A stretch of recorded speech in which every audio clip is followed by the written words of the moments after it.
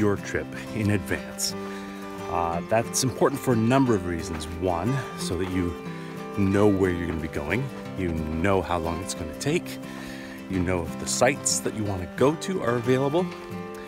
You'll also need to check, because provincial parks in Ontario, and I'm sure across Canada, and the national parks do obviously charge for camping. You need a permit, and you may have to reserve a particular site on a lake.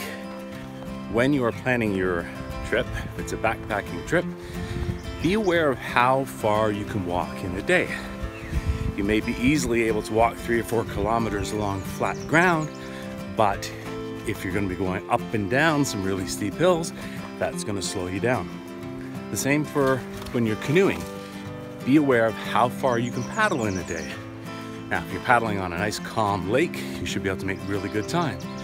If it's windy and you have a lot of waves, you're not going to be able to go as far.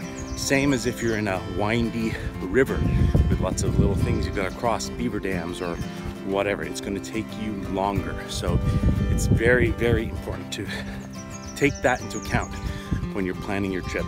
Leave yourself extra time. You don't want to be rushing to try and get to the campsite before it gets dark.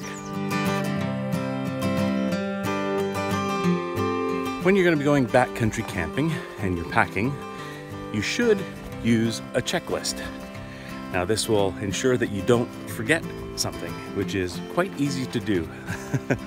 I'll bet there's not a single person who's been backcountry camping that hasn't forgotten something. I mean, I've forgotten things from first aid kit to flashlight. One time we forgot the paddles for the canoe and had to actually stop and buy some on the way. We fortunately remembered ahead of time. Tim, my buddy who I camp with, he forgot his sleeping bag once and had to spend a cold night wrapped up in a tarp in his tent. So a checklist is very important. Follow it and be sure not to forget anything.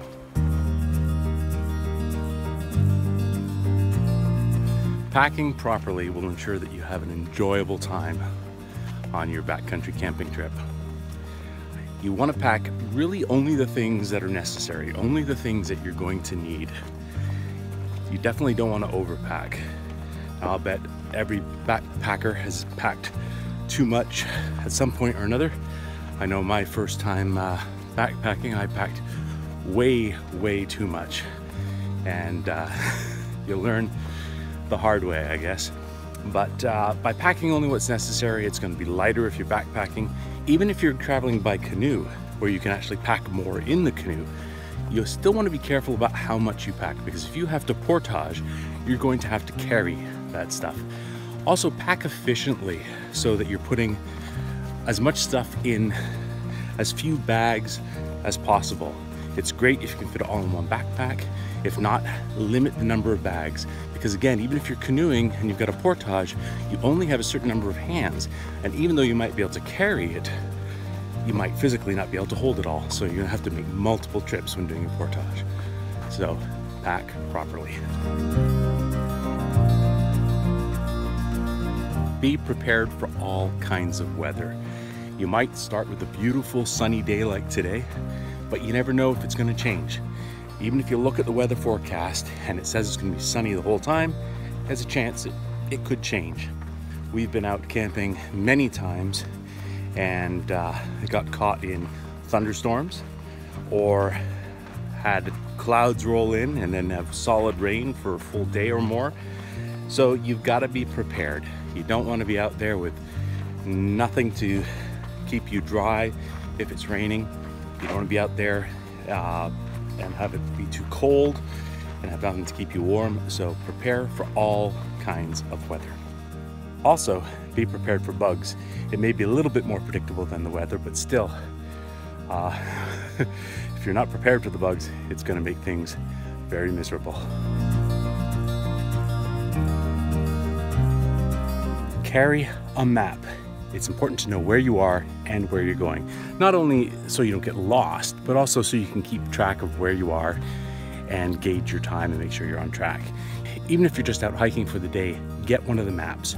I have been on one of the day trails here I misread the sign, thought it was only 2 kilometers. Turned out it was over 10. Now, if I had the map with me, I would have known that I didn't have the map, so I kept seeing these markers thinking, when am I getting to the end? So it was a lot longer hike than I expected, and it was almost dark by the time I got out. So very, very important. Have a map. When you're camping in the backcountry, you've got to consider safety equipment. Obviously, if you're in a canoe, that would include a personal flotation device or a life jacket, and please wear it. It does no good sitting in the canoe if you fall out. Plus, depending on where you're camping, especially in early spring or late fall, the water can be extremely cold and you're not going to last long. Something else to consider is a whistle. Now, of course, this can be used to call for help. It can also be used to scare away large animals. Let's say you come across a bear.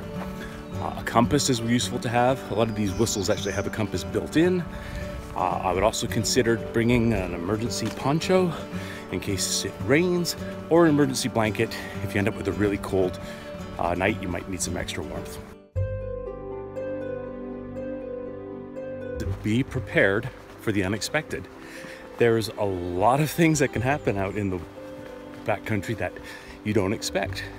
You might be hiking along and you come across an area that's been washed out because of heavy rains, or is muddy and you can't get across it. If you're canoeing, we've had it where we were canoeing along this really long 8-kilometer winding river and came across at least 5 beaver dams that we had to cross and 1 broken down bridge. These all added extra time to our trip, so you've got to be prepared for these unexpected things. That includes the weather. I've mentioned the weather before, but you could have a thunderstorm roll in on a beautiful sunny day, and you must be prepared for that. Be prepared to take shelter if necessary. The nice thing, by the way, about thunderstorms, when they leave, if it's sunny, you often get a beautiful rainbow. Another potential unexpected thing that you can encounter out in the backcountry are animals. You might have a moose walk through your camp. You might have a bear come through. You should know what to do in those cases. It's not just the big animals that you've got to concern yourself with. It's the smaller ones.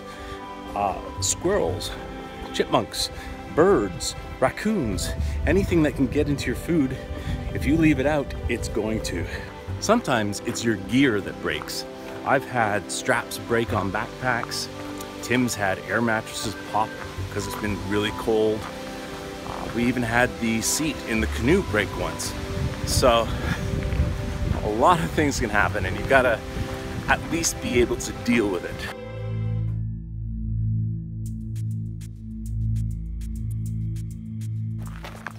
Also, be spontaneous. Don't have everything planned out to a T. Take some time to just do stuff. If there's a trail that looks like it goes a really cool way, go explore it. If you want to climb up a big hill, do it. Sometimes those are the highlights of your trips. Leave no trace. When you're backcountry camping, pack out whatever you pack in. If it's garbage that you can burn, fine. If not, you pack it back out. You don't want to be spoiling nature with your garbage. If you come across garbage that other people have left, pack that out as well. In fact, certain parks have limits on what you can take in. A lot of them, it's not allowed. You're not allowed to take in cans or glass bottles, precisely because they become litter. So pack out what you pack in and leave no trace. Be sure you take the time to soak it all in. Soak in the nature. I mean, it's fine to take photos and video. I mean, that's what I do. I make videos, so I'm often doing that, and that makes for great memories. But every now and then, just stop, look around, and soak in the nature. It's amazing. So how can I describe it? I mean, look at the kind of places that you're in. Soak it in. It recharges your soul. That's the point of going out into the backcountry in the first place.